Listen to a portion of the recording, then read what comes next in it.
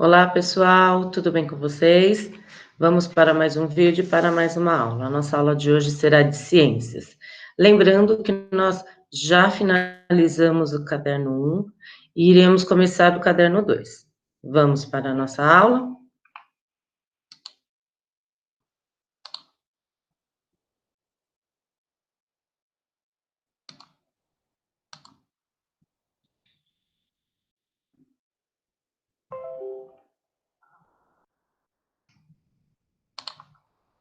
Vamos lá, estamos aqui com o caderno 2, né?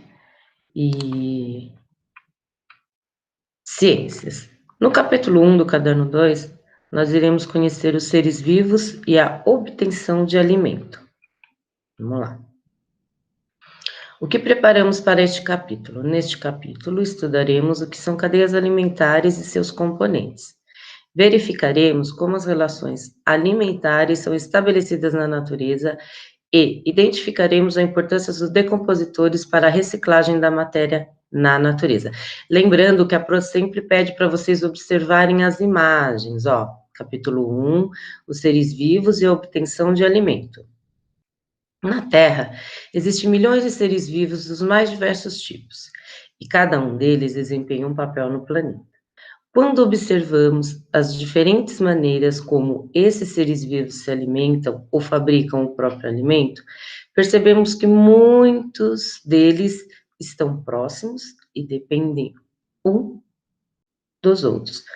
Vamos grifar aqui, ó, que muitos deles estão próximos e um depende do outro. Então, vamos lá. Vamos conversar um pouquinho aqui, né? É possível que alguns dos seres vivos da imagem estabeleçam relações entre si? O que vocês acham? Sim ou não? Isso é uma resposta pessoal de vocês, certo? Você já ouviu falar que alguns seres vivos são predadores e outros presas? Lembrando que lá em cima, a Pro comentou que um depende do outro para sobreviver. Na última, nós iremos identificar algumas possíveis relações alimentares entre os seres da imagem. A Pro fez até uma anotação aqui para que vocês pudessem observar melhor aí com o caderno 2 de ciência, vocês estão na mão, né, olhando todas as imagens. Então, vamos lá. Na presença da luz, as plantas produzem o seu próprio alimento, que seria a fotossíntese. Então, aqui nessas imagens, a planta, ela serve de alimento para as borboletas e para as aves.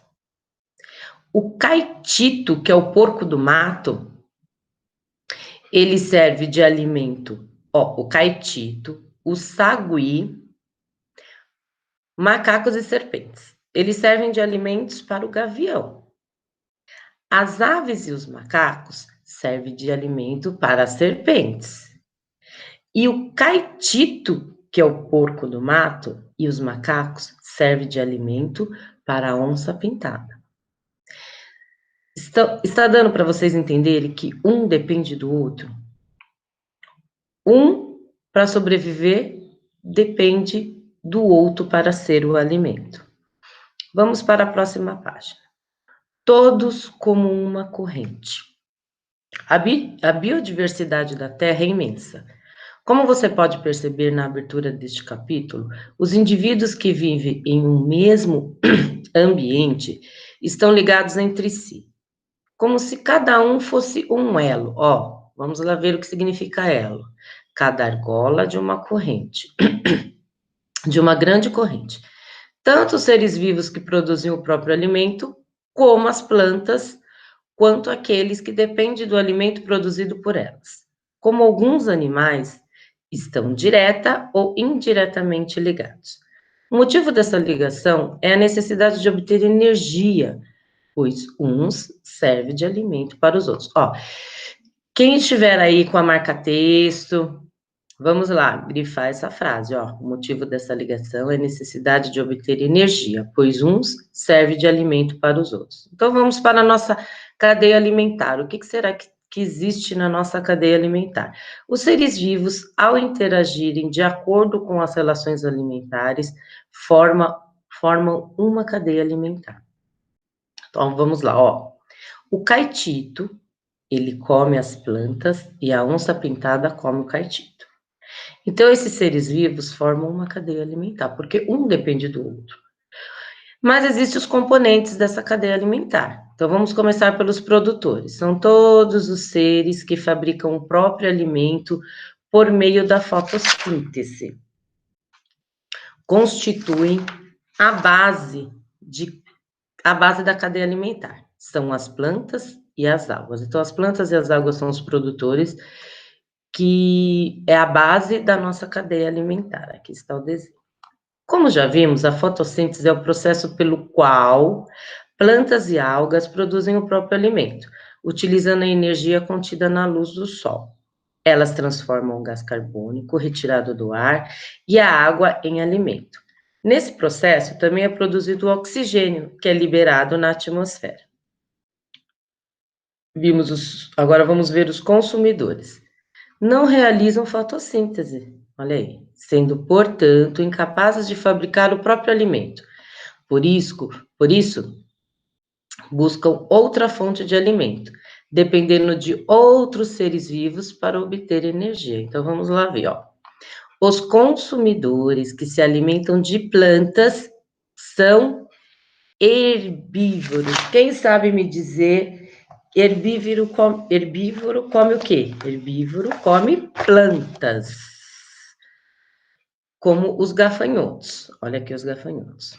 As borboletas, as abelhas, os coelhos, os bois, os cavalos, as ovelhas e as girafas, que estão na letra B. Os consumidores também podem se alimentar de outros consumidores. São os carnívoros, como o camaleão, a garça, o jacaré, a coruja, a onça-pintada, o lobo, entre outros. Vamos para mais um componente. Decompositores. São os fungos e as bactérias capazes de transformar a matéria orgânica morta, ó, até os decompositores têm a sua parte na cadeia alimentar, em nutrientes que são devolvidos à natureza e podem ser utilizados pelos produtores. Os cogumelos são um dos representantes dos fungos na natureza que, com as bactérias, realizam a decomposição da matéria orgânica. O processo de decomposição promove a reciclagem de nutrientes, ou seja, faz com que a matéria, que é retirada do solo pelas plantas e aproveitada em seu crescimento, retorne ao ambiente. Desta forma, há um ciclo da matéria na natureza que é contínuo. Muito bem, pessoal. Nós já lemos um pouquinho sobre os componentes, cada componente, né? Da nossa cadeia alimentar. Mais para frente nós iremos nos aprofundando, certo?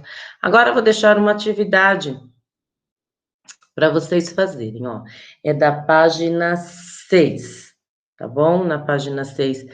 E você, o que acha? E se não houvesse decomposição, como que seria? Então, vocês irão ler este texto. Essa questão aqui, ó, o que aconteceria com o planeta Terra se os organismos decompositores deixassem de existir? Vocês irão responder essa questão. Ai, Pro, tem espaço? Tem esse espaço em branco aqui, ó. Vamos responder esta questão aqui embaixo, tá? Depois vocês vão pesquisar no dicionário os significados de herbívoro, frugívoro, insetívoro, onívoro e carnívoro. Ai, Pro, e como que a gente... É uma palavra só. Vocês vão escrever embaixo de cada palavra ou em cima, aonde vocês quiserem. O que são herbívoros? São animais que comem o quê? Frugívoro.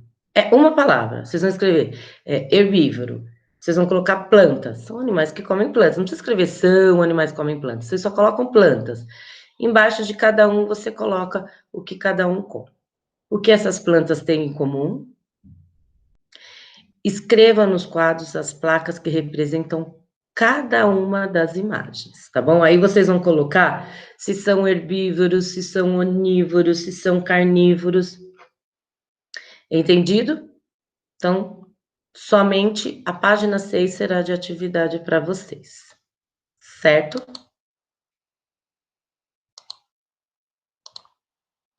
Tudo bem, pessoal? Então, essa foi a nossa aula de ciências. Lembrando de pegarem o caderno 2, porque o caderno 1 nós já finalizamos em ciência. Fazer a atividade da página 6, reler o texto, né? A Pro leu com vocês, mas vocês podem reler. E na próxima aula, no próximo vídeo, a Pro vai fazer a correção. Tá bom? Ótimo dia para vocês e até logo!